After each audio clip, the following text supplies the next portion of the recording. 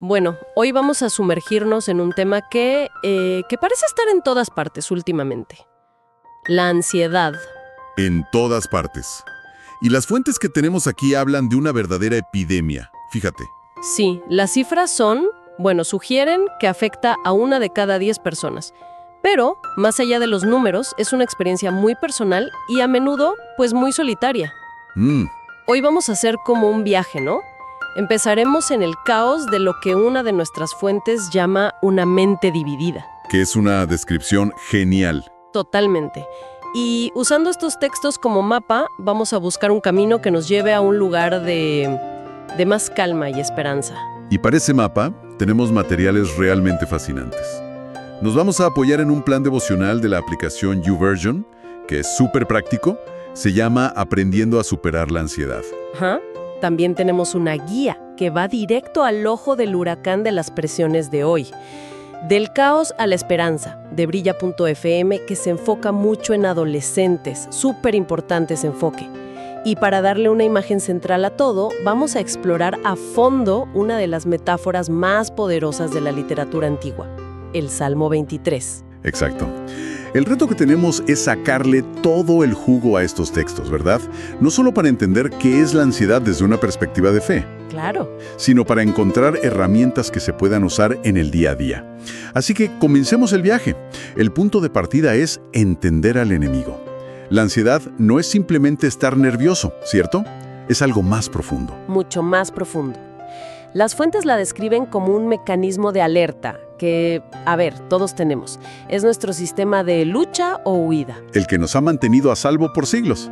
Se descontrola. O sea, se activa de forma desproporcionada o, y esto es lo clave, se activa cuando no hay un peligro real tangible. Es como si la alarma de incendios de tu casa sonara a todo volumen, pero no hay ni humo ni fuego. Eso es una gran analogía. Y lo que a mí me cuesta entender y que las fuentes describen muy bien es esa desconexión. Tienes síntomas físicos muy reales, el corazón a 1000, sudoración, esa tensión en los hombros, pero tu mente racional mira alrededor y dice, aquí no está pasando nada. ¿Cómo se explica esa brecha? Ahí es donde se pone interesantísimo, porque una de nuestras fuentes nos lleva al lenguaje original de los textos bíblicos. La palabra griega que se traduce como ansiedad o preocupación es merimna. Merimna. Y esta palabra es como una especie de rompecabezas. Está compuesta por 2 partes. Meiro, que significa dividir, y nonos, que significa mente. Así que, literalmente, merimna es tener una mente dividida. Espera un momento. O sea que, si merimna es mente dividida, la definición misma del problema ya contenía la pista de su naturaleza. Exactamente. No es un ataque externo, es una fractura interna. ¡Wow! Eso lo cambia todo. De repente, la experiencia tiene sentido. Una parte de mi mente está aquí, intentando trabajar, y la otra está atrapada en un ¿qué pasaría si?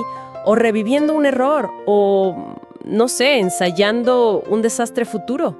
Estás en 2 lugares a la vez. Y eso es agotador, totalmente. Estás siendo tironeado en direcciones opuestas. Y esa tensión interna es lo que genera esa sensación de parálisis y de desgaste. Si el problema es, en el fondo, una mente dividida, la pregunta lógica es, ¿cuál es la solución? ¿Qué puede unificar una mente fragmentada? Me imagino que debe ser una fuerza unificadora. Y supongo que las fuentes nos dan una pista de dónde encontrarla. Nos dan una instrucción muy directa y sorprendentemente activa. Viene del apóstol Pedro en 1 de Pedro 5.7. Él dice, echen toda su ansiedad sobre él porque él tiene cuidado de ustedes. Ese verbo echar me llama muchísimo la atención. No es un verbo sutil como dejar ir o soltar, no. No para nada. Echar suena deliberado con fuerza, casi como un acto de violencia contra la propia ansiedad. ¿Es esa la intención del texto? Totalmente. La palabra original implica una acción decidida, como quien se quita un peso de encima y lo arroja lejos. ¡Wow! No es un deseo pasivo de que la ansiedad se vaya, es una decisión consciente de transferirla. Y la fuente del devocional de YouVersion ofrece una metáfora muy útil para esto. Dice que para echar ese peso necesitamos usar 2 manos. 2 manos. Me gusta la imagen. A ver, desarrollemos eso. La primera es la mano de la oración. Con esta mano agarras la ansiedad, la identificas, la nombras. Le dices a Dios de forma súper específica. Esto es lo que me está dividiendo la mente. Este miedo al futuro, esta conversación que tengo que tener, esta inseguridad. La verbalizas. La verbalizas. Pero si solo haces eso, pues todavía tienes el peso en la mano. Claro, solo lo estás mirando de cerca. Exacto. Por eso necesitas la segunda mano, la mano de la fe. Con esta mano abres los dedos y sueltas el peso, confiando en que alguien más lo va a sostener. Ajá. Y esa fe no es un salto al vacío. El texto mismo te da la razón para soltarlo, porque Él tiene cuidado de ustedes. La fe se apoya en el carácter de quien recibe la carga. No la echas al aire, la echas sobre alguien que, según el texto, se preocupa activamente por ti. Es un proceso de 2 pasos, entonces: identificar y transferir. Y se conecta directamente con esa famosa invitación de Jesús en Mateo 11, ¿no? Totalmente. Vengan a mí todos los que están cansados y agobiados, y yo les daré descanso. Es la misma dinámica. La misma. Ahora, esta idea de echar la ansiedad sobre Dios es potente, pero es un concepto bastante personal, interno. Me pregunto cómo se traduce a la realidad de alguien que está en el ojo del huracán, de la presión social, la comparación constante Sí. y la formación de la identidad. Y claro, nuestras fuentes nos llevan directamente a los adolescentes. Sí, y la guía del caos a la esperanza es increíblemente valiosa porque no es teórica. Está basada en una encuesta real a 100 adolescentes hispanos. 100 chicos y chicas. Sí, preguntándoles cuáles son sus mayores luchas, y las respuestas son, pues, un reflejo de nuestro tiempo. Un miedo paralizante al futuro. Una crisis de identidad brutal en la era de Instagram y TikTok, la comparación constante que roba la alegría. Una soledad profunda a pesar de estar hiperconectados. Es una gran paradoja. Y una dificultad enorme para manejar emociones que sienten que los desbordan. Y la guía propone un camino, un plan de 4 semanas, para que los líderes juveniles ayuden a los chicos a navegar esto. La primera semana se enfoca en salud mental y autoestima, y proponen algo muy práctico. A ver. Que el joven escriba en el espejo del baño o en su celular la frase «Soy una creación admirable». Al principio puede sonar un poco simple, ¿no? Pero supongo que la idea es combatir un pensamiento con otro pensamiento. Es exactamente eso. Es una aplicación práctica del principio de reemplazar las mentiras o las distorsiones que uno cree sobre sí mismo. Como el no soy suficiente, nadie me quiere. Soy un fracaso. Todas esas voces, y las reemplazas con una afirmación de valor que, desde la perspectiva de la fe, se considera una verdad fundamental. Es, literalmente, reescribir el guión interno. Me gusta eso. La segunda semana aborda las relaciones saludables y toca esa paradoja que mencionabas, la conexión digital versus la soledad real. Sí, y aquí la guía se centra en una idea de Romanos 13:8, que dice que la única deuda que debemos tener es la de amarnos unos a otros. Y traduce el amor a algo muy práctico: respeto, paciencia, saber escuchar, perdonar. Cosas del día a día. Exacto. La propuesta es que la base para combatir la soledad no es tener más seguidores, sino aprender a construir relaciones reales basadas en el amor práctico, tanto con la familia como con los amigos. Me puedo imaginar la escena, ¿no? Un chico haciendo su tarea y al mismo tiempo el celular le vibra con notificaciones de una fiesta a la que no lo invitaron. Es una batalla constante, una batalla que nos lleva a la tercera semana de la guía: fe y espiritualidad. Y el enfoque es crucial. Intenta alejar la fe de la idea de un conjunto de reglas y rituales. Que pueden generar más ansiedad, de hecho. Exacto. Y la presenta como una relación real con un Dios que escucha, habla, guía, perdona y transforma. Es un cambio de paradigma, de una religión que te exige a una relación que, en teoría, debería aliviarte. Y la última semana, tomando acción y viviendo con propósito, usó una analogía que me pareció genial, la de la hormiga en Proverbios. Sí, Proverbios 6 dice: anda, perezoso, fíjate en la hormiga, fíjate en lo que hace y adquiere sabiduría. Y sigue, ¿no? Dice que no tiene jefe ni capataz, pero igual trabaja, todo el verano. ¿Y la lección para el adolescente cuál es? Confiar en Dios no significa sentarse a esperar, sino dar el siguiente pequeño paso, como la hormiga, confiando en que ese trabajo diario está construyendo algo para el futuro. Entiendo la parte de la acción de echar la ansiedad y la disciplina de la hormiga, pero la confianza es algo más profundo, ¿no? Es una sensación de seguridad continua, especialmente cuando no tienes fuerzas para actuar. Me pregunto si alguna de las fuentes nos da una imagen para esa sensación, para cuando estás en medio de ese valle tenebroso del que hablan. Absolutamente. Y es quizás la imagen más poderosa de todas, la que sirve como el gran contrapunto a la mente dividida. A ver, es la imagen que nos da el Salmo 23. Si la ansiedad es una mente fragmentada y dispersa, este salmo presenta a Dios como la figura unificadora definitiva, el pastor. El salmo empieza con una declaración de confianza total.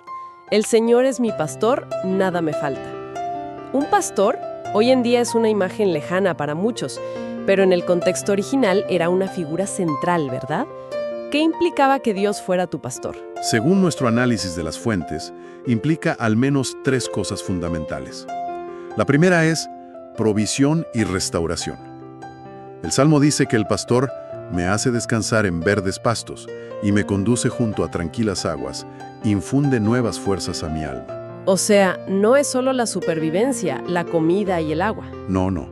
Se trata de descanso, de paz, de restauración. Esa idea de restauración es clave, porque la ansiedad no solo ataca, sino que agota. Es un desgaste constante. La idea de que hay un lugar de verdes pastos donde puedes recargar energías es increíblemente atractiva. La segunda implicación es la protección, y aquí viene la línea más famosa del Salmo. Aun si voy por valles tenebrosos, no temo peligro alguno porque tú estás a mi lado.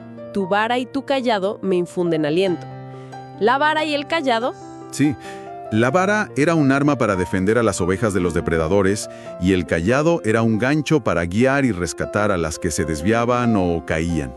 Y ese valle tenebroso, o el valle de sombra de muerte en otras traducciones, es una metáfora perfecta para un ataque de pánico o un periodo de depresión profunda, ¿no? Totalmente. Ese es el lugar donde sientes que el peligro es inminente y estás completamente solo.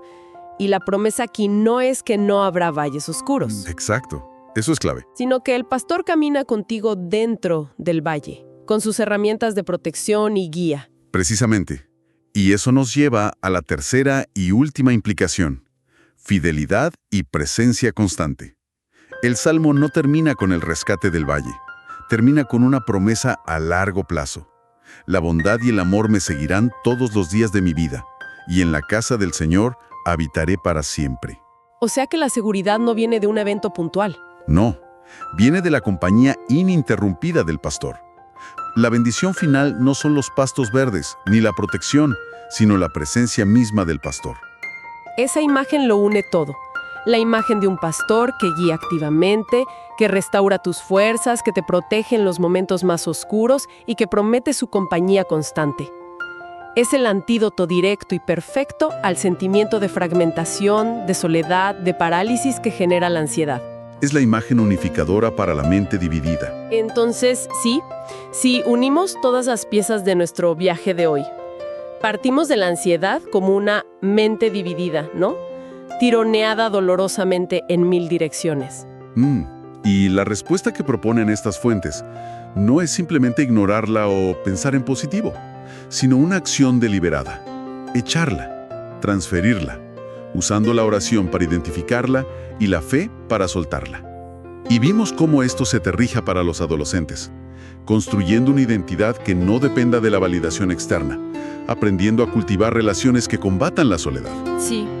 Y entendiendo la fe como una relación dinámica, no como un sistema de reglas. Y como telón de fondo para todo esto tenemos esa imagen increíblemente reconfortante de Dios como un pastor personal, que provee, protege y sobre todo está siempre presente, unificando nuestra mente con su presencia. Las fuentes hablan de echar la ansiedad y de tener una relación con este pastor. Y esto me deja pensando en algo para el camino. A ver. ¿Qué pasaría si, en lugar de ver la oración como una lista de peticiones o un monólogo que solo hacemos en momentos de crisis, Como una llamada de emergencia al pastor. Eso, como una llamada de emergencia.